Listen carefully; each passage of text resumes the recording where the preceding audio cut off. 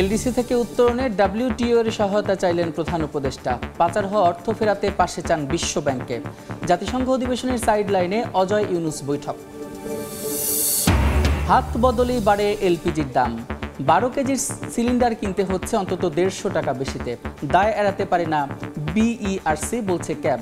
ভোক্তা অধিকারে অভিযোগের পরামর্শ।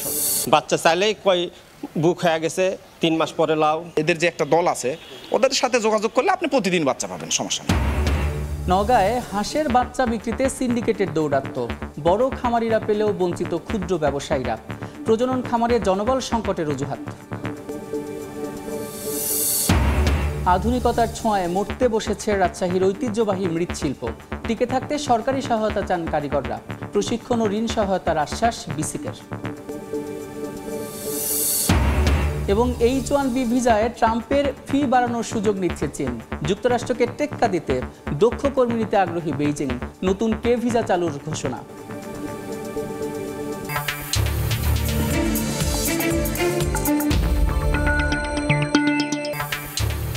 দেখছিলেন শিরোনাম। আমন্ত্রণ জানাচ্ছি দেশ ও দেশের বাইরের অর্থ বাণিজ্যের নানা খবর নিয়ে আমাদের নিয়মিত আয়োজন এই সময়ের বাণিজ্যে। আপনাদের সঙ্গে আছি আমি সাদিক হাসান ইমন। বাংলাদেশ থেকে পাচার হওয়া অর্থ ফেরত, দারিদ্র্য বিমোচন কর্মসূচির জন্য নতুন অর্থায়ন এবং স্বল্পোন্নত দেশ থেকে উত্তরণে বিশ্ব বাণিজ্য সংস্থা এবং বিশ্ব ব্যাংকের সহায়তা চেয়েছেন প্রধান উপদেষ্টা ডক্টর মোহাম্মদ ইউনুস।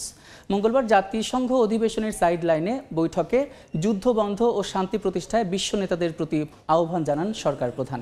এ সময় গণতান্ত্রিক ব্যবস্থায় উত্তরণের পথে বাংলাদেশের সংস্কার কর্মসূচি ও নির্বাচন নিয়ে পরিকল্পনার কথা জানান ডক্টর ইউনুস।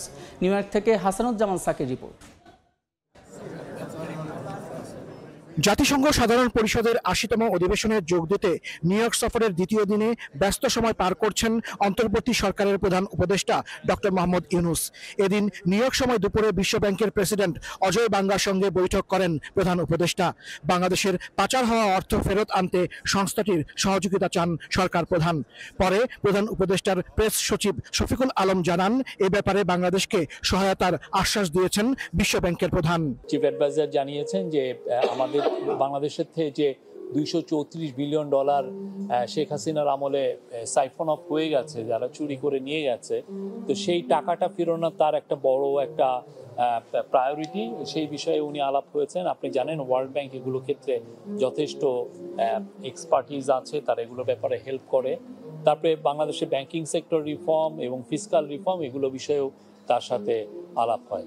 এর আগে প্রধান উপদেষ্টার সঙ্গে বৈঠক করেন বিশ্ব বাণিজ্য সংস্থা ডব্লিউটিও মহাপরিচালক ডক্টর এনগোজি ওকনজো ইয়েলা। এ সময় বাংলাদেশের রফতানি সুবিধা, তৈরি পোশাক খাতের বাজার সম্প্রসারণ, উন্নয়নশীল দেশগুলোর বাণিজ্য বৈষম্য কমানো সহ বিভিন্ন বিষয়ে আলোচনা করেন। প্রেস সচিব জানান, বাংলাদেশের স্বল্পোন্নত দেশ এলডিসি থেকে উত্তরণে ডব্লিউটিওর সহায়তা চেয়েছেন প্রধান উপদেষ্টা। এলডিসি গ্র্যাজুয়েশনের জন্য যদি আমাদের তো কিছু বিভিন্ন দেশে আমরা প্রিফারেন্সিয়াল ট্রেড এক্সেস পাই, ডিউটি ফ্রি এক্সেস পাই, সেই প্রিফারেন্সিয়াল ট্রেড এক্সেস যাতে আমাদের অ্যাফেক্টেড না হয় সেই জন্য আমরা ডব্লিউটিওর হেল্প চেয়েছি। এদিকে নেদারল্যান্ডসের রানী দ্বিতীয় ম্যাক্সিমার সঙ্গে বৈঠক হয় প্রধান উপদেষ্টার। এসব বৈঠকে আর্থিক অন্তর্ভুক্তি, ক্ষুদ্র ঋণ, শিক্ষা, স্বাস্থ্য, অবকাঠামো ও সবুজ জ্বালানির ক্ষেত্রে সহযোগিতা চান ডক্টর মোহাম্মদ ইউনুস। সফরের দ্বিতীয় দিনের শুরুতে জাতিসংঘ সাধারণ পরিষদের ৮০তম অধিবেশনের উদ্বোধনী দিনে বিতর্ক পর্বে যোগ দেন অন্তর্বর্তী সরকারের প্রধান উপদেষ্টা ডক্টর মোহাম্মদ ইউনুস, যেখানে অংশ নেন বিশ্বের বিভিন্ন দেশের রাষ্ট্র ও সরকার প্রধান। বৈশ্বিক শান্তি, যুদ্ধ সংঘাত, জলবায়ু পরিবর্তন এবং টেকসই উন্নয়ন ছিল এ অধিবেশনের মূল বিষয়।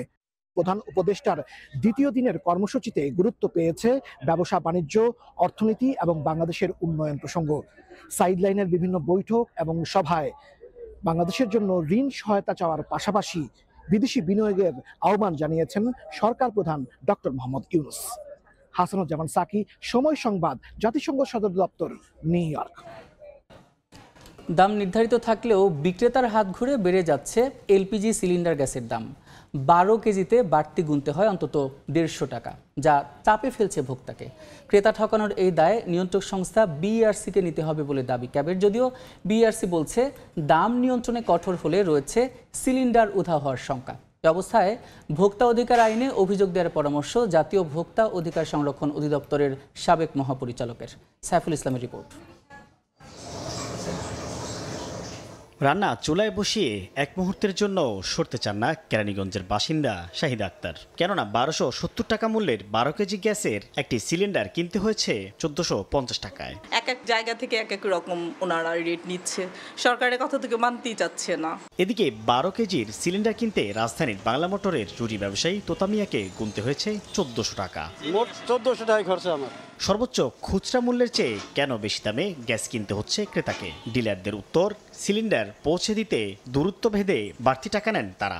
সরকার রেটটা দিচ্ছে হচ্ছে আপনি আমার দোকান থেকে নিয়ে যাবেন, কিন্তু আমি যখন দিয়ে আসবো তখন একটা রেট হবে।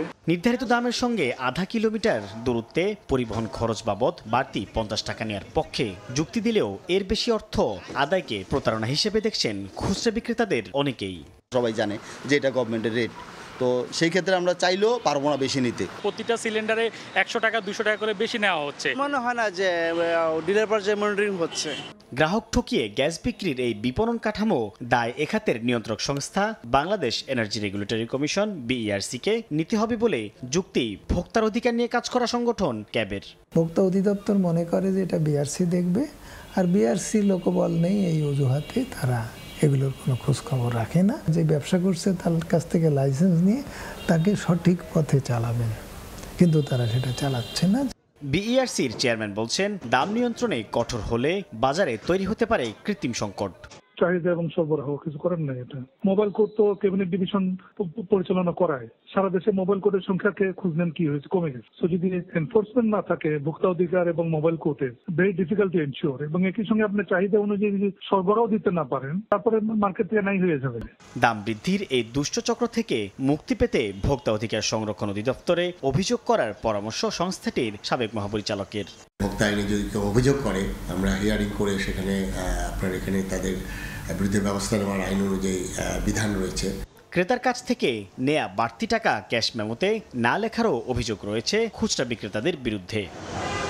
সরকার নির্ধারিত মূল্যের চেয়ে বেশি দামে গ্যাসের সিলিন্ডার কিনছেন গ্রাহকরা, যাতে মাস শেষে হিসেবের খাতা হচ্ছে ভারী। এমন হরিলুটের বাজারে নিশ্চুপ ভূমিকায় সরকারি তদারকি প্রতিষ্ঠানগুলো। এ অবস্থার উন্নতি কবে হবে, সেই উত্তর যেন শূন্যের কোঠায়। সাইফুল ইসলাম, সময় সংবাদ, ঢাকা। দর্শক, এ বিষয়ে বিস্তারিত আলোচনার জন্য আমাদের সঙ্গে স্টুডিওতে উপস্থিত আছেন কনজিউমার্স অ্যাসোসিয়েশন অব বাংলাদেশ ক্যাবের সভাপতি AHM শফিকুজ্জামান। জনাব শফিকুজ্জামান, এই সময়ের বাণিজ্যে আপনাকে স্বাগত। আপনাকে ধন্যবাদ। জি, আমরা প্রতিবেদনটি দেখলাম যে সর্বোচ্চ যে খুচরা মূল্য রয়েছে তার থেকেও LPGর বেশি দামে কিনতে হচ্ছে ক্রেতাকে। কেন কিনতে হচ্ছে? এই অভিযোগটা আজকের না, বেশ কয়েক বছর ধরে এটা দেখা যাচ্ছে। মূলত LPG যে সিলিন্ডার আপনার বিভিন্ন ওয়েটে থাকে, তার মধ্যে আপনার যেটা 12 কেজির দেখালেন এবং সেটা সত্য, এবং সেটি আপনার 150-200 টাকা অতিরিক্ত দামে বিক্রি হচ্ছে, যেটি পুরোপুরি ভোক্তার সাথে প্রতারণা আমি বলবো। কারণটা হলো যে এই LPG এটি কত মূল্য হবে এটি প্রতি মাসে এটি অ্যানালাইসিস করা হয়, এবং এটি একটি ওপেন শুনানির মাধ্যমে হয়, এবং সেই শুনানির মাধ্যমে যেটা হয় যে এই LPG মানে আপনার এটার ইনপুট প্রাইস কত, কনভার্সন করতে কত খরচ হয়, এবং সেটা অনুযায়ী একটি গণশুনানির মাধ্যমে বাংলাদেশ এনার্জি রেগুলেটরি কমিশন প্রতি মাসে এটি নির্ধারণ করে, এবং সেই নির্ধারণটা করে হলো আপনার 3-4টা পর্যায়ে। অর্থাৎ আপনাদের ফ্যাক্টরি রেট কত হবে, ডিস্ট্রিবিউশনের ডিলাররা তারা কতটুকু পাবে, এবং পাইকারি এবং খুচরা বাজারে কত হবে। অ্যাজ এ কনজিউমার হিসেবে প্রতিটা কনজিউমারের অধিকার যে সরকার যেটি ডিক্লেয়ার করেছে সেই মূল্যেই এটি পাওয়ার কথা, কিন্তু আপনাদের রিপোর্টে যেটা দেখা গেল যে তারা এটি সেটা তো পাচ্ছে না, বরঞ্চ তারা এটি পরিবহনের কথা বলে, অর্থাৎ সিলিন্ডারটা যদি কোনো দোকান থেকে আপনি ভ্যানের উপরে উঠান তারপর তারা ওখানে 150 থেকে 200 টাকা চার্জ করছে। এবং আমি যখন ভোক্তা অধিদপ্তরের DG ছিলাম, এটা নিয়ে আমরা ব্যাপক কাজ করেছিলাম, এবং এই অপারেশনে যেগুলো হলো সেখানে যেটা দেখা গেল যে আপনার এই মগবাজারে সেখানে তারা ওখান থেকে ভ্যানে উঠিয়ে আপনার অতিরিক্ত মূল্য নিচ্ছিল, এবং সেটার জন্য আমরা আমাদের যেটা কার্যক্রম সেই অনুযায়ী বাজার মনিটরিং এবং এটি নিশ্চিত করার জন্য আমরা কার্যক্রম গ্রহণ করেছিলাম। জি, আপনি যেটা বলছিলেন যে উঠানোর পরে সেটা কিন্তু ক্যাশ মেমো থাকে না, এবং দেখা যাচ্ছে যে তারা বলছেন যে দূরত্বের উপর নির্ভর করে তারা দাম নির্ধারণ করছেন, কিন্তু প্রকৃত চিত্রে কিন্তু সেটা না। তো এই অবস্থায় আসলে দায় কার? আপনি অবশ্যই দায় আমাদের যিনি খুচরা বিক্রেতা সেই বিক্রেতার দায়। কারণ হলো সে কিন্তু তার দোকানে ওইটা যখন বিক্রি করবে সে কিন্তু তার নির্ধারিত কমিশন সে পেয়ে যাচ্ছে, এখন আপনার এটি 8 তলা বা 10 তলায় উঠাবে, এটা হলো আপনার সাথে তার একটা চুক্তির বিষয়। সেটি কি যে সে তার নিজের গাড়ি নিয়ে যেতে পারে, তার ড্রাইভার নিয়ে যেতে পারে, অথবা সে একটা ভ্যানে নিতে পারে, সেটি হলো ক্রেতার বিষয়। অর্থাৎ আমি কিভাবে নিয়ে যাব, এখন যদি তার কাছ থেকে আমি এই সার্ভিসটা নিয়ে থাকি সেটা কত হবে, সেটি কোনো বাধ্যবাধকতা নেই, সেটি হলো দুই পক্ষের আলোচনার মাধ্যমে হবে। তবে যেটি আপনারা রিপোর্টে দেখালেন যে 200-250 টাকা করে অতিরিক্ত যে নেওয়া হচ্ছে, এবং সেটার জন্য কোনো তারা কিন্তু ক্যাশ মেমো দেয় না। তারা দেখায় হলো যে কারণ ক্যাশ মেমো দিলে তো এটি আমাদের অভিযানে ধরা পড়বে, এই কারণে তারা সার্ভিস চার্জ হিসেবে এটা দেখায়। সেই ক্ষেত্রে আমার মনে হয় যে এখানে ক্রেতাদেরও সচেতন হতে হবে, ক্রেতারা ডেলিভারিটা ওখান থেকে নিক, তাহলে তার অতিরিক্ত লাগবে না। আর যদি তার দূরের এটা নিয়ে যেতে হয়, তাহলে তার সাথে কথা বলেই কত হতে পারে তারা দুই পক্ষ আলোচনার মাধ্যমে ঠিক করা বাঞ্ছিত। এটা তদারকির দায়িত্ব আসলে কার? আপনারা দায় চাপাচ্ছেন বিইআরসির, অভিযোগ দিতে বলছেন যে সে ব্যাপারে যদি বিস্তারিত বলেন। মূলত ক্যাব একটি অরাজনৈতিক একটি বেসরকারি সংস্থা, আমরা আসলে ভয়েস রেজ করি ভোক্তাদের পক্ষে। আর সরকারের যারা দায়িত্বে আছে তাদেরই এটি আপনার দায়িত্ব। ক্যাব হলো আমি ভয়েস রেজ করতে পারি, আমি এখানে এসে যে কথাগুলো বললাম ভোক্তারা সচেতন হবে, এটাই হলো ক্যাবের কাজ। এখন ধরেন কে দায়িত্ব নেবে, প্রথম হলো প্রাথমিকভাবে এটা আমাদের এনার্জি রেগুলেটরি কমিশন, কারণ তারা এই মূল্য নির্ধারণ করে। এখন এখানে চেয়ারম্যান মহোদয় বললেন যে ওনারা তো ওনাদের ওই ম্যান পাওয়ার নেই বা ওনারা ওই অ্যাক্টিভিটিস চালাতে পারেন না। সেই জায়গাটায় যে বিষয়টি ইম্পর্টেন্ট সেটি হলো যে আমাদের এনার্জি রেগুলেটরি কমিশন তারা কিন্তু বা জ্বালানি মন্ত্রণালয় কিন্তু এই প্রতিষ্ঠানগুলোকে লাইসেন্স দেয়, এবং সেখানে রেগুলেটরি অথরিটি কিন্তু তারা যদি তাদের এই কোনো যে মূল্য নির্ধারণ করার পর এটি যদি না মানে, তাহলে আমরাও দেখতে চাই ভোক্তাদের পক্ষ থেকে যে তাদের বিরুদ্ধে কোন কোন প্রতিষ্ঠান যারা মানছে না তাদের এই প্রাইসটা, তাদের বিরুদ্ধে কোন কোন প্রতিষ্ঠান কী কার্যক্রম নিয়েছে, এটা আমরা আমাদের পক্ষ থেকে দেখতে চাই। আর মনিটরিংয়ের যেটা আছে, মনিটরিংয়ের দায়িত্ব অনেক প্রতিষ্ঠানে আছে। আমাদের যারা আছে, বিশেষ করে আমাদের জেলা ম্যাজিস্ট্রেটরা যারা আছে, ডিসি সাহেবরা, ইউনো সাহেবরা আছে, তারা মোবাইল কোর্টের মাধ্যমে মনিটর করতে পারে। আরেকটা আপনারা জানেন, আমি যে পজিশনে ছিলাম ভোক্তা অধিকারী ডিজি হিসেবে, সেখানে আমাদেরও নেটওয়ার্ক আছে, বাট ভোক্তা অধিদপ্তরের আসলে ম্যান পাওয়ারের অনেক স্বল্পতা আছে। একটি জেলায় মাত্র একজন অফিসার, তাকে দিয়ে তো আসলে এই প্রতিটা বিষয়ে দ্রব্যমূল্য থেকে শুরু করে। বলতে চাচ্ছি যে বিআরসি বলছে যে বাজারে যদি তারা কঠোর হয় তদারকিতে, তাহলে কৃত্রিম সংকট তৈরি হতে পারে, সিলিন্ডার উধাও হয়ে যেতে পারে। তাহলে তো আমরা আমি বলি বিআরসি চেয়ারম্যান মহোদয় কিভাবে মিন করেছে আমি জানি না, আপনাদের রিপোর্টের সামান্য একটু দেখলাম।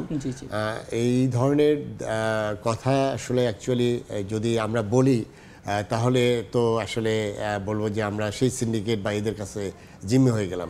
আমার কথাটা হলো যে বাজারে কৃত্রিম সংকট তৈরি হবে, এটাই হলো ব্যবসায়ীরা করবে।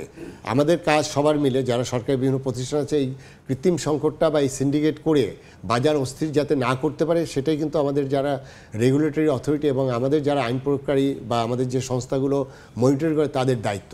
সেখানে কোনো এই ধরনের কোনো দায়িত্ব এড়ানো বা এই বিষয়টি আসলে এটি আসলে সাধারণ মানুষও কিন্তু এটাকে ভালোভাবে নেয় না। আর আমাদের ক্যাবের পক্ষ থেকে তো আমরা তো আমাদের কোনো লিগ্যাল ম্যান্ডেট নেই যে ওখানে যে জরিমানা করা, ফাইন করা বা তাদের বিরুদ্ধে ব্যবস্থা নেওয়া, ক্যাবের পক্ষ থেকে সেটার সুযোগ নেই। আমরা এই পাবলিক ভয়েস রেজ করে এটি সরকারের কাছে তুলে ধরবো, যে কোনো বিষয় ভোক্তার অধিকার নিয়ে আমি সরকারের কাছে সেই বিষয়টা তুলে ধরবো, এবং সেখানে আমরা যে বার্গেনিং অথরিটি হিসাবে আমরা কাজ করব। জি, ওই যে কথা বলছিলাম আর কি, তাহলে ওনার কিন্তু ফাঁক ফোকর জানা আছে যে সিন্ডিকেট কীভাবে তৈরি হতে পারে না হতে পারে, এবং তারা নিজেরাই যেহেতু বলছেন যে সিলিন্ডার আসলে উধাও হয়ে যেতে পারে। তো এক্ষেত্রে আসলে কী ধরনের ব্যবস্থা তারা নিতে পারে, যেহেতু তারা আগে ভাগে বুঝছেন, এবং তাদের কি এই ধরনের ব্যবস্থা নেওয়া উচিত যে আসলে কোথায় কোথায় ফাঁক ফোকর আছে সেগুলো দেখে তারপরেই তারা এই ধরনের ব্যবস্থা নেবে? আমি স্পষ্টভাবে বলি, এটি কোনো নিষিদ্ধ কোনো পণ্য না, এটি কোনো ড্রাগ না আপনি লুকিয়ে রাখবেন বা এই ধরনের কোনো স্মাগলিংয়ের জিনিস না। সিলিন্ডার এটা ভিজিবল জিনিস। এটি যদি কোনো কেউ আপনার কি বলে যে মজুত করে বাজারে কৃত্রিম সংকট তৈরি করে, সেটির জন্য দেশে খুব কঠিন কঠিন আইন আছে, স্পেশাল পাওয়ার অ্যাক্ট থেকে শুরু করে। আপনার মনে আছে যে একসময় ডিম আপনার কৃত্রিম সংকট করার জন্য তারা হিমাগারে মজুত করতো, আমরা সেখানে হামলা করেছি। তাহলে এই সিলিন্ডার এটা তো লুকিয়ে রাখার বিষয় না, এটা নিশ্চয়ই একটা গোডাউন আছে, এবং এটি কিন্তু জ্বালানি পরিদপ্তর থেকে এটা বিস্ফোরক দ্রব্য, যেহেতু এটি খুব সেন্সিটিভ জিনিস, এই জন্য কিন্তু অনেকগুলো লাইসেন্সিংয়ের মধ্যে থাকে, অর্থাৎ এটা বিস্ফোরণ হতে পারে। এই কারণে এটি যে গোডাউনে রাখা হবে এই তথ্যও কিন্তু সেই গোডাউনের অনুমোদনও কিন্তু দেয় আমাদের জ্বালানি মন্ত্রণালয়ের যে প্রতিষ্ঠানগুলো আছে তারা দেয়। এখন কেউ যদি মজুত করে রাখে, কৃত্রিম সংকট করে, তাহলে তো আমার কঠোর আইন আছে। তাহলে আমরা আমাদের দেশে আইন থাকার পরেও আমি ভোক্তাদের জিম্মি করবে, এটা তো বাংলাদেশে চলতে পারে না। যেহেতু আমি জানি যে সিন্ডিকেট আছে, সিন্ডিকেট ভাঙারও প্রসেসে জানা আছে। শেষ প্রশ্ন করতে চাই, ভোক্তা অধিকার সংরক্ষণের যে সাবেক মহাপরিচালক তিনি বলেছেন যে এই যে দুষ্টচক্র রয়েছে সেই দুষ্টচক্র ধরার জন্য ভোক্তা অধিকার সংরক্ষণের কাছে তাদের অভিযোগ করতে বলেছেন। তো এ ব্যাপারে আপনার কি বলার আছে? এটা তো আমি বলেছি সাবেক মহাপরিচালক হিসেবে। মূলত ভোক্তা আইনে, ভোক্তা আইনে 2009-এর যে ভোক্তা সংরক্ষণ অধিদপ্তর যে আইন আছে, সেখানে ভোক্তারা যদি কোনো বিষয় মনে করে যে সে প্রতারিত হচ্ছে, তাহলে ভোক্তা অধিকার সংরক্ষণ আইন অনুযায়ী সেখানে অভিযোগ জানাতে পারে। এবং আমাদের ওইখানে এরকম অনেক অভিযোগ এসছে এবং সেটা আমরা নিষ্পত্তি করেছি এভাবে যে যাদের বিরুদ্ধে অভিযোগ তাদেরকে আমরা নোটিশ করে ডেকেছি এবং সেখানে যেটা আছে অ্যাডমিনিস্ট্রেটিভ ফাইন করা যায় এবং সেই ফাইন করার একটা পার্সেন্টেজ অর্থাৎ 25% কিন্তু যিনি অভিযোগ করেন তিনিও প্রাপ্তি হন। তাই সেখানে এই ঘটনাগুলো আমাদের অভিযানে তো অনেক কিছু বেরোয় আসে। আর যদি কোনো ভোক্তা যদি কারো বিরুদ্ধে তার প্রতারিত হয়েছে এই জন্য ভোক্তা আইনে অভিযোগ করে, তাহলে সেটা প্রতিকারের ব্যবস্থা আছে। আপনাকে অসংখ্য ধন্যবাদ আমাদের এই সময়ের বাণিজ্যে আমাদের সঙ্গে যুক্ত হওয়ার জন্য। আপনাকে ধন্যবাদ। আমরা এতক্ষণ আলোচনা করছিলাম এলপিজি গ্যাসের দাম কেন বাড়ছে, আর এই জন্য আমাদের সঙ্গে যুক্ত ছিলেন ক্যাবের মহাপরিচালক জনাব শফিকুজ্জামান। অন্য প্রসঙ্গ, জুলাই গণ অভ্যুত্থানের প্রথম শহীদ আবু সাইদকে হত্যার দুদিন আগে আন্দোলনকারীদের ওপর গুলি চালানোর নির্দেশ দিয়েছিলেন শেখ হাসিনা। গত বছরের 14 জুলাই রাতে ঢাকা বিশ্ববিদ্যালয়ের তৎকালীন ভিসি মাকসুদ কামালের সঙ্গে শেখ হাসিনার কথোপকথনের বিশ্লেষণ করে জানতে পারে প্রসিকিউশন। কি আছে সেই কথোপকথনে, বিস্তারিত থাকছে রিপোর্টে। অডিও রেকর্ড সময় সংবাদের হাতে এসেছে।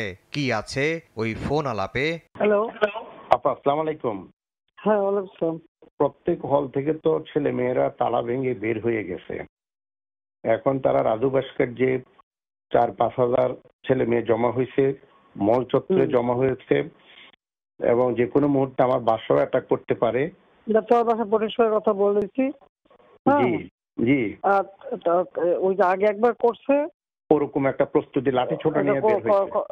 হ্যাঁ, লাঠি ছোটা নিয়ে বের হলে হবে না। আমি পুলিশ এবং বিজিবি সে বলছে একদম অ্যালার্ট থাকতে, এবং তারা রাত দেখা হইতে চাইছে। তো তাদের সবাই রাত দেখার। জি জি, বলতেছে আমরা সবাই রাজাকার। এইভাবে রাজাকারে তো ফাঁসি দিচ্ছে, বা তোদের তাই করবো, একটা ছাড়বো না, আমি বলে দিচ্ছি। জি, এই এতদিন ধরে আমরা কিচ্ছু বলিনি, ধৈর্য ধরছি, তারা আবার বাড়ছে, বেশি বেড়ে গেছে এবং অতিরিক্ত বেড়ে গেছে, অতিরিক্ত।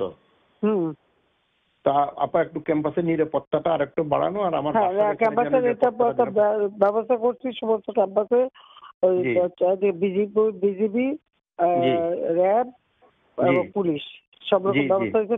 তোমার বাচ্চা ভিতরে লোক রাখতে বলছি। জি, ভিতরে কিছু রাখা হবে। এবং এত বাড়াবাড়ি ভালো না, অসম্ভব। এবং বিজয় 71 হলে ছাত্রলীগের ছেলেদেরকে মেরেছে, আরো 2-1টা হলে একই কাজ করেছে ছাত্রলীগের ছেলেবেলে। সাদ্দাম, ইনান, শয়ন, ওরা আমার বাসায় ছিল সন্ধ্যা থেকে। আমি খবর পাচ্ছিলাম, ওদেরকে আমি ডেকে নিয়ে আসছি, ওরাও আসছে। ওদের সাথে বসে ওদের হলে হলে যেন ছাত্রলীগকে সংঘবদ্ধ রাখে এবং ঢাকা উত্তর দক্ষিণকে যেন খবর দেয়। এগুলো করতে করতেই হাজার হাজার ছেলে মেয়ে একত্র হয়ে গেছে। কোন দেশে বাস করি আমরা, এদেরকে বাঁধতে পারছে সব থেকে। তোদের আধে কাঁধে কি অবস্থা সে দেখিস না, সব কিছু ফাঁসি দিচ্ছে, এবার তোদের ছাড়বে না। এবার এই ঝামেলাটা যাক, এরপরে আমিও নিজে ধরে ধরে যারা অস্থিরতা সৃষ্টি করছে মেইন যারা আছে এদেরকে বহিষ্কার করবে ইউনিভার্সিটি থেকে। সব করে দিতে হবে। আমি বলে দিচ্ছি যে আজকে সহ্য করা পারে অ্যারেস্ট করবে, ধরে নেবে এবং যা অ্যাকশন দেবে, যা হয়।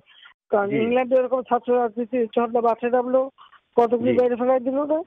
জি জি জি, ওই অ্যাকশন না নেওয়ার উপায় নাই। আমরা এত বেশি সহনশীলতা দেখালাম এতদিন পর্যন্ত। এটা তো আমরাও তো সহনশীলতা। আমি ছাত্রলীগকে বলছি যে তোমরা কোনো ধরনের ইয়ে করতে যাও না, যেহেতু আদালতের বিষয়, আদালত নিষ্পত্তি করবে। হ্যাঁ, না আদালত হবে না, আবার 24 ঘন্টা। তবে আলটিমেটাম রাষ্ট্রপতিকে কেউ এরকম বলে যে 24 ঘন্টা রাষ্ট্রপতিকে কেউ আলটিমেটাম দেয় একটা দেশে? হ্যাঁ, রাষ্ট্রপতি 24 ঘন্টা আলটিমেটাম দিচ্ছে। হ্যাঁ, বেয়াদবির সীমা থাকে। আমি আপনাকে যদি অন্য কোনো খারাপের দিকে যে আমি আবার একটু জানাবো, কিন্তু রাতের বেলা জানাবো না, হয়তো বা আধা ঘন্টা 1 ঘন্টার মধ্যে হলে জানাবো। কোনো অসুবিধা নাই, না রাতে জানাই, আমি সবসময় ঠিক আছে। জি জি, আসসালামু আলাইকুম। আসসালামু আলাইকুম। ফোন আলাপটির ফরেনসিক পরীক্ষাও সম্পন্ন হয়েছে। কথোপকথনটি যে শেখ হাসিনা ও মাকসুদ কামালের তা নিশ্চিত হয়েছে আন্তর্জাতিক অপরাধ ট্রাইব্যুনালের তদন্ত সংস্থা। আফজাল হোসেন, সময় সংবাদ, ঢাকা। দর্শক, এ পর্যায়ে জানাবো পুঁজিবাজারের খবর। সপ্তাহের চতুর্থ কার্যদিবসে সকালে ঊর্ধ্বমুখী প্রবণতায় চলছে লেনদেন। বিস্তারিত জানাতে নিয়ে যাচ্ছি ডিএসই ওয়েবসাইটে। এই সপ্তাহের শুরুতে রোববার কিন্তু লেনদেন হয়েছিল 621 কোটি টাকা। গতকাল সোমবার কিন্তু লেনদেন হয়েছিল 544 কোটি টাকা এবং গতকাল মঙ্গলবার লেনদেন হয়েছিল 467 কোটি টাকা। অর্থাৎ লাগাতার কিন্তু শেয়ার বাজারের লেনদেন কিন্তু কমছে।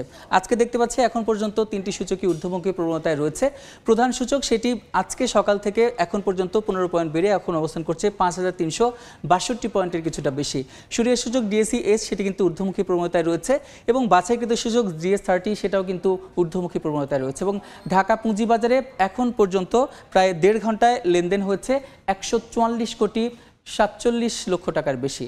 আর যে কোম্পানিগুলো লেনদেন করেছে তার মধ্যে 246টি কোম্পানির শেয়ারের দাম বেড়েছে, 70টি কোম্পানির শেয়ারের দাম কমেছে এবং অপরিবর্তিত অবস্থায় রয়েছে 74টি কোম্পানির শেয়ারের দাম।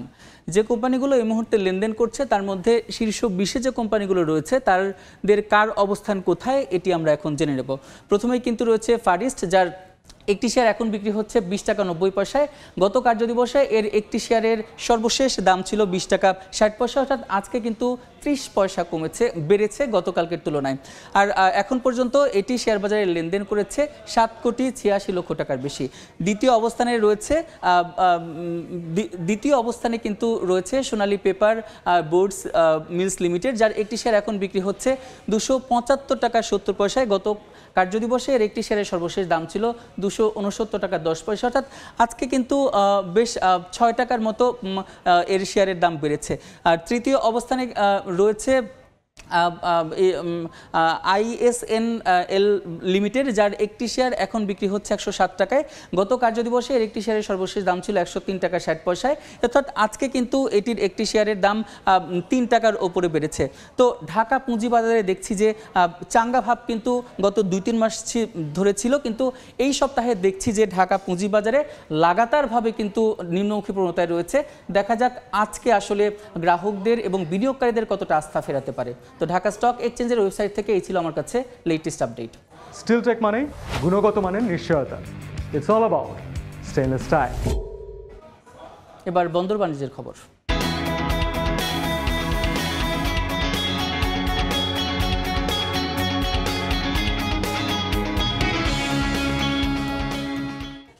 সম্প্রতি বেনাপোল বন্দরে বেড়েছে শুল্ক কর ফাঁকি দিয়ে আমদানি পণ্য পাচার।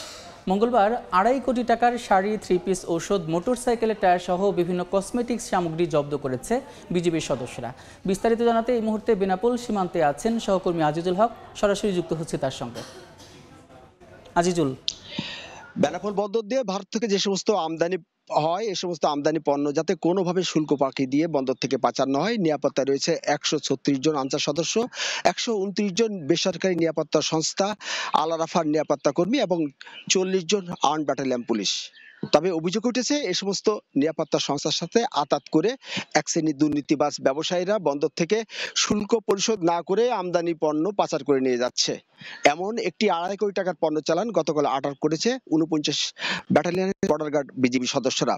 গতকাল ভারতীয় ট্রাকটি বেনাপোল বন্দরে প্রবেশ করে বন্দরে সিসি ক্যামেরার আড়ালে গিয়েই ট্রাকটি আনলোড করে পালিয়ে যাচ্ছিল। এ সময় বিজিবি সদস্যরা ট্রাকটি সহ 2 জন ট্রাক চালক আটক করে পুলিশে সোপর্দ করেছে।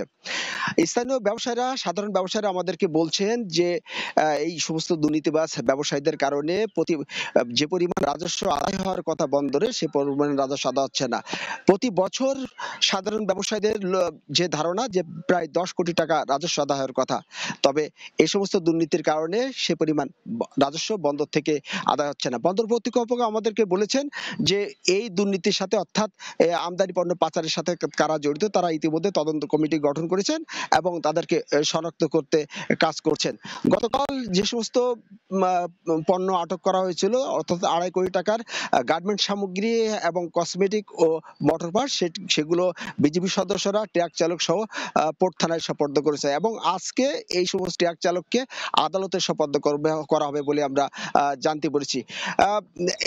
সাধারণ ব্যবসায়ীরা আমাদেরকে যে তথ্য দিচ্ছেন যে প্রতিদিন বেনাপোল বন্দর দিয়ে প্রায় 300 থেকে 350 ট্রাক বিভিন্ন ধরনের পণ্য আমদানি হয়ে যায়।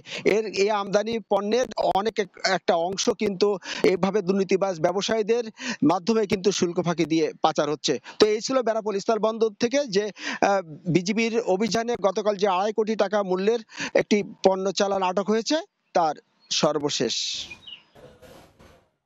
বেনাপোল স্থলবন্দর থেকে যুক্ত ছিলেন সহকর্মী আজিজুল হক।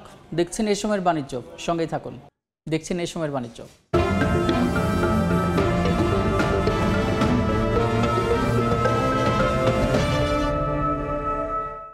নওগাঁয় আঞ্চলিক হাঁস প্রজনন খামারে বছরে 1.5 লাখ বাচ্চা উৎপাদন হলেও বেশিরভাগই বড় খামারিদের কাছে বিক্রির অভিযোগ উঠেছে। ক্ষুদ্র খামারিরা জানান, সিন্ডিকেটের কারণে তারা চাহিদা মতো বাচ্চা কিনতে পারছে না। অভিযোগ অস্বীকার করে জনবল ঘাটতির কারণে সেবা ব্যাহত হচ্ছে দাবি কর্তৃপক্ষের। দেশীয় খাকি ক্যাম্বেল, পেকিং, মাসকবি জাতের হাঁস পালন করে প্রথমে ডিম উৎপাদন, পরে ইনকিউবেটরের মাধ্যমে বাচ্চা ফোটানো হয়। 2000 সালে নওগাঁর সান্তাহার মোড়ে 30 বিঘা জমির উপর গড়ে তোলা হয় সরকারি আঞ্চলিক হাঁস প্রজনন খামার। রয়েছে 4000 হাঁস রাখার জন্য 8টি শেড। এসব শেডে হাঁস লালন পালন করে বাচ্চা উৎপাদন করে বিক্রি করা হয়। সরকারি মূল্য ধরা হয়েছে প্রতিটি সাদা ক্যাম্বেল 40 ও পিকিং দেশীয় হাঁসের বাচ্চা 25 টাকা। তবে ক্ষুদ্র খামারিদের অভিযোগ, বড় খামারিদের সিন্ডিকেটের কারণে তারা চাহিদা মতো বাচ্চা কিনতে পারছেন না।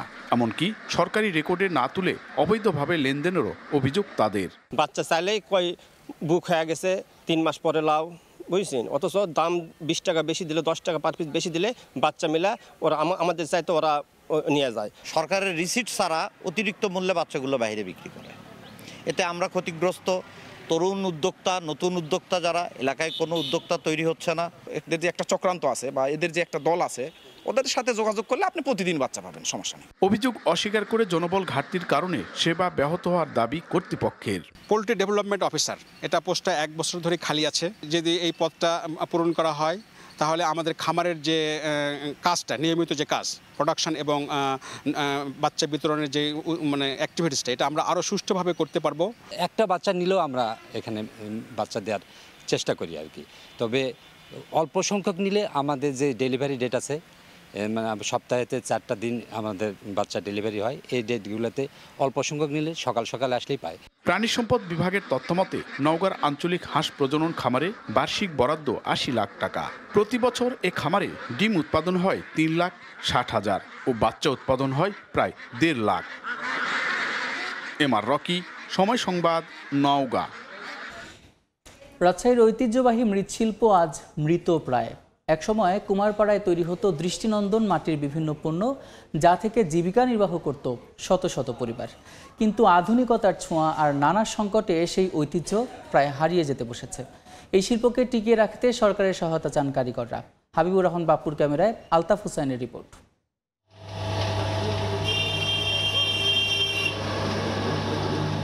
রাজশাহীর এই কুমারপাড়ায় একসময় দিন রাত চলত হাঁড়ি পাতিল তৈরির কাজ।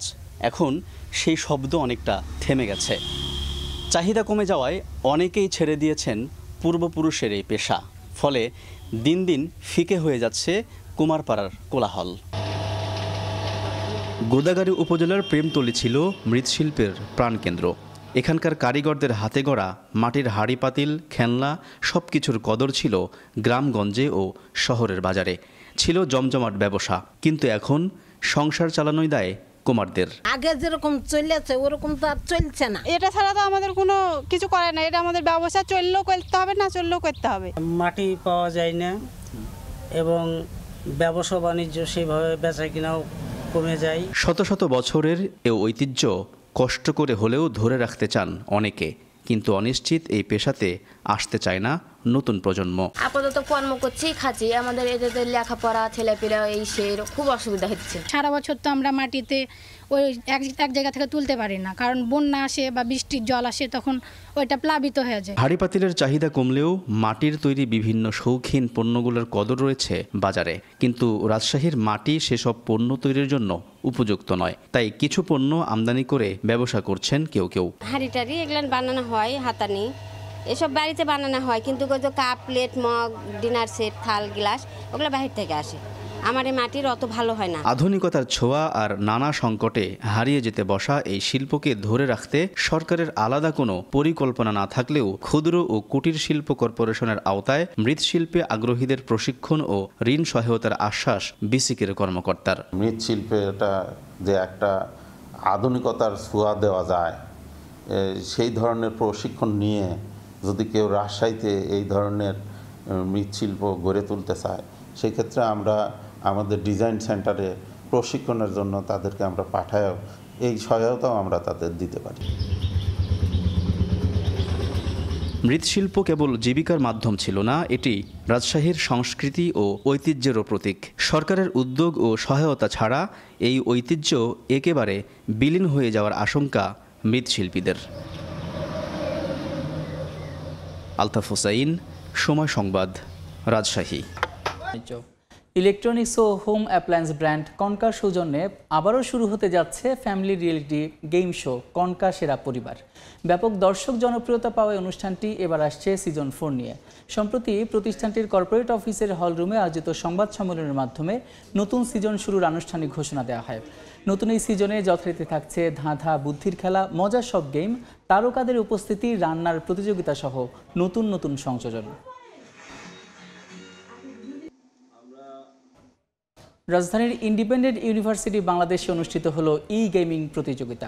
4টি সেগমেন্টে বিভিন্ন শিক্ষা প্রতিষ্ঠানের শিক্ষার্থীরা অংশ নেয় এই আয়োজনে। ভিডিও গেম এখন শুধু শখ নয়, পেশার অংশও হয়ে উঠছে।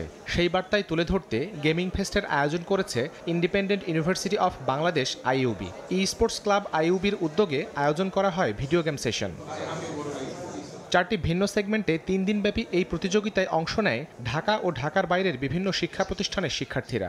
এটা আইইউবি গেমিং ফেস্ট সিজন 3 হলেও আমি এটা ফার্স্ট টাইম খেলতেছি। বর্তমান সময়ে মডার্ন কান্ট্রিগুলোতে গেমিংয়ের মাধ্যমে অনেক আর্নিং হচ্ছে, সো বেসিক্যালি আমার কাছে মনে হয় যে এটা একটা পজিটিভ সাইন। আমি আইইউবি গেমিং ফেস্টের ইএফসি 25 সেগমেন্টে চ্যাম্পিয়ন হয়েছি অ্যান্ড চ্যাম্পিয়ন হতে পেরে অবশ্যই অনেক ভালো লাগছে। শিক্ষার্থীদের কাছে গেমিং যেমন বিনোদনের উৎস, তেমনি ক্যারিয়ার ভাবনায় নতুন দিগন্তের ইঙ্গিত দিচ্ছে বলে মনে করেন আয়োজকরা। আমাদের মেইন পারপাসটা হচ্ছে গিয়ে হোল বাংলাদেশি স্পোর্টস সিনারিওটাকে এগিয়ে নেওয়া যায়, কারণ ইউরোপে যেভাবে মানুষজন এগিয়ে যাচ্ছে স্পোর্টসে, আমরা বাংলাদেশকেও মানে দেশের সবার কাতারে তুলে ধরতে চাচ্ছি।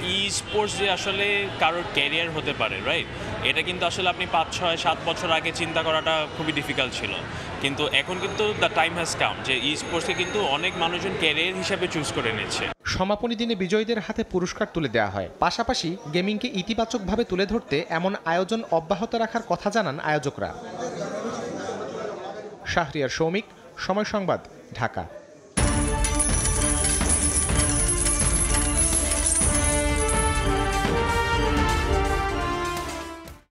যুক্তরাষ্ট্রে অপরিশোধিত তেলের মজুত কমায় সরবরাহ সংকটের শঙ্কা তৈরি হয়েছে, আর এতেই বিশ্ববাজারে বাড়ছে জ্বালানি তেলের দাম।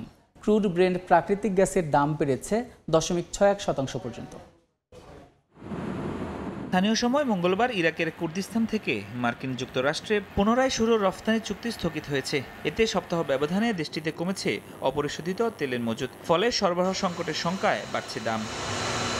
দ্য ট্রেডিং ইকোনমিক্সের তথ্য, বুধবার সকালে ক্রুড অয়েলের ব্যারেল বিক্রি হয়েছে $63.58, যা মঙ্গলবারের তুলনায় 0.27% বেশি, যদিও সপ্তাহ ব্যবধানে কম 0.17%। এদিকে ব্রেন্টের দাম 0.26% বেড়ে সকালে বিশ্ববাজারে প্রতি ব্যারেল বিক্রি হয়েছে $67.8। সপ্তাহ ব্যবধানে এই জ্বালানির দাম কমেছে 0.19%। বেড়েছে প্রাকৃতিক গ্যাসের দামও, গতকালের তুলনায় 0.44% বেড়ে বুধবার প্রতি MMBTU বিক্রি হয়েছে $2.86, আর সপ্তাহ ব্যবধানে কমেছে 7.51%। তবে কমছে গ্যাসোলিনের দাম, 0.22% কমে প্রতি গ্যালন বিক্রি হচ্ছে $2। সপ্তাহ ব্যবধানে এই জ্বালানির দাম কমেছে 1.11%। ভিসা ইস্যুতে আবারও মুখোমুখি চিরপ্রতিদ্বন্দ্বী যুক্তরাষ্ট্র চীন। যুক্তরাষ্ট্রে H-1B ভিসা এককালীন $1 লাখ ফির ঘোষণা দেন মার্কিন প্রেসিডেন্ট ডোনাল্ড ট্রাম্প। একই সময়ে বিশ্বের দক্ষ কর্মীর জন্য নতুন কে ভিসা চালুর ঘোষণা দিয়েছে চীন। কিছুদিন আগে শুল্ক ইস্যু নিয়ে দুই পরাশক্তি যুক্তরাষ্ট্র ও চীনের মধ্যে শুরু হয় বাণিজ্য যুদ্ধ। যদিও পরবর্তীতে কিছুটা সমঝোতা হয় দুই পক্ষের মধ্যে, তবে এবার নতুন করে প্রতিদ্বন্দ্বিতায় জড়ালো দুই দেশ। ঘটনার সূত্রপাত হয় মার্কিন প্রেসিডেন্ট ডোনাল্ড ট্রাম্প যখন H-1B ভিসার জন্য $1 লাখ ফি চালুর ঘোষণা দেন। এতে আতঙ্ক ছড়িয়ে পড়েছে বিশ্বজুড়ে দেশটিতে অভিবাসন প্রত্যাশী হাজারো তরুণ পেশাজীবীর মধ্যে। আর ঠিক সেই মুহূর্তেই নতুন কে ভিসা ঘোষণা করেছে চীন, যা আগামী 1 অক্টোবর থেকে কার্যকর হবে। নতুন চালু হওয়া কে ভিসাধারীরা চীনের শিক্ষা, সংস্কৃতি ও বিজ্ঞান প্রযুক্তি খাতে কাজের পাশাপাশি উদ্যোক্তা ও ব্যবসায়িক কার্যক্রমেও যুক্ত হতে পারবেন। এই ভিসার আবেদন প্রক্রিয়া তুলনামূলকভাবে সহজ করা হয়েছে এবং এর জন্য কোনো দেশীয় প্রতিষ্ঠানের আমন্ত্রণপত্র প্রয়োজন হবে না। চীন জানিয়েছে তারা মনে করে দেশের উন্নয়নে বৈশ্বিক প্রতিভার অংশগ্রহণ অপরিহার্য, তাই এই উদ্যোগ আন্তর্জাতিক সহযোগিতা জোরদার করবে। 2035 সালের মধ্যে বৈশ্বিক প্রযুক্তি শক্তিতে শীর্ষে আসার পরিকল্পনার অংশ হিসেবে চীনের এই উদ্যোগ বলে মনে করছেন বিশেষজ্ঞরা। অন্যদিকে যুক্তরাষ্ট্রের নতুন H-1B ভিসার নীতির সবচেয়ে বড় ধাক্কা লেগেছে ভারতে। বহু বছর ধরে $283 বিলিয়ন দেশটির আইটি খাত এই ভিসার ওপর নির্ভরশীল। ট্রাম্পের শুল্ক নীতিকে কেন্দ্র করে ভারত ও চীনের মধ্যে ঘনিষ্ঠতা বাড়ছে। এর মধ্যে চীনের কে ভিসার এই সিদ্ধান্ত নয়াদিল্লি বেইজিং এর ভূরাজনৈতিক সম্পর্ককে আরও মজবুত করবে বলে মনে করছেন বিশ্লেষকরা। এ পরিস্থিতিকে সুযোগ হিসেবে দেখছে যুক্তরাজ্য। দেশটির প্রধানমন্ত্রী কিয়ার স্টারমার বিশ্বের সেরা বিজ্ঞানী, গবেষক ও আধুনিক প্রযুক্তি বিশেষজ্ঞদের আকৃষ্ট করতে ভিসা ফি পুরোপুরি তুলে দেওয়ার পরিকল্পনা করছেন। মালিহা সুহরওয়ার্দী, সময় সংবাদ। জনপ্রিয় ভিডিও শেয়ারিং প্ল্যাটফর্ম টিকটক নিয়ে চীনা কোম্পানি বাইটড্যান্সের সঙ্গে চলতি সপ্তাহে চুক্তি করতে পারেন মার্কিন president Donald Trump. White house জানিয়েছে এর ফলে অ্যাপটির যুক্তরাষ্ট্রে কার্যক্রম পরিচালনার নিয়ন্ত্রণ যাবে মার্কিন বিনিয়োগকারীদের হাতে, আর নিরাপত্তা তদারকির দায়িত্ব নেবে ওরাকল। চীনা নিয়ন্ত্রণ থেকে ডেটার সুরক্ষা এবং মার্কিন অর্থনীতিতে প্রবৃদ্ধিই এই চুক্তির মূল লক্ষ্য, যদিও চুক্তি নিয়ে এখনও কিছুই জানায়নি বেইজিং।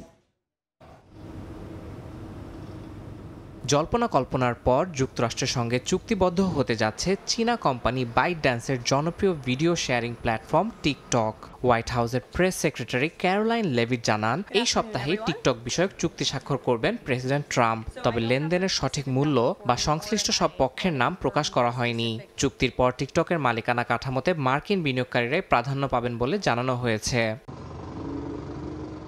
চুক্তি অনুসারে যুক্তরাষ্ট্র ভিত্তিক প্রতিষ্ঠান ওরাকল থাকবে টিকটকের বিশ্বস্ত নিরাপত্তা সরবরাহকারী। প্রতিষ্ঠানটি যুক্তরাষ্ট্রে থাকা সার্ভারে ব্যবহারকারীদের সব তথ্য সংরক্ষণ করবে এবং স্বতন্ত্রভাবে ডেটা সুরক্ষা তদারকি করবে। প্রেস সেক্রেটারি লেভিট জোর দিয়ে বলেন, মার্কিন ব্যবহারকারীর তথ্যের ওপর চীনের কোনো প্রবেশাধিকার থাকবে না।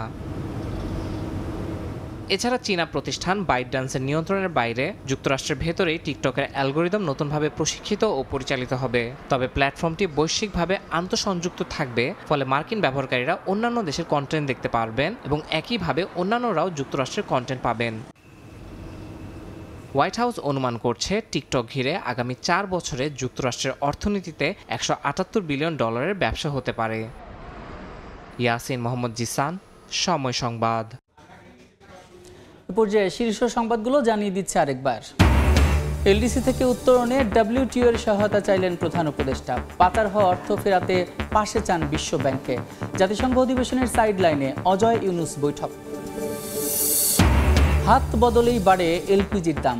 12 কেজির সিলিন্ডার কিনতে হচ্ছে অন্তত $150 টাকা বেশিতে। দায় এড়াতে পারে না বিইআরসি, বলছে ক্যাব। ভোক্তা অধিকারের অভিযোগের পরামর্শ।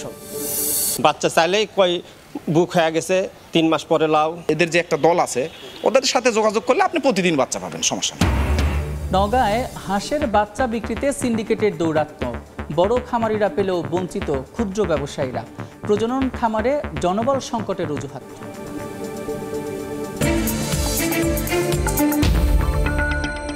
এই ছিল এই সময়ের বাণিজ্যের। সময় সংবাদের সঙ্গে থাকবেন জান্নাতুল দোলনা। ধন্যবাদ সাদিক। সময় সংবাদ নিয়ে ফিরছি কিছুক্ষণ পর, সঙ্গে থাকুন সময়ের।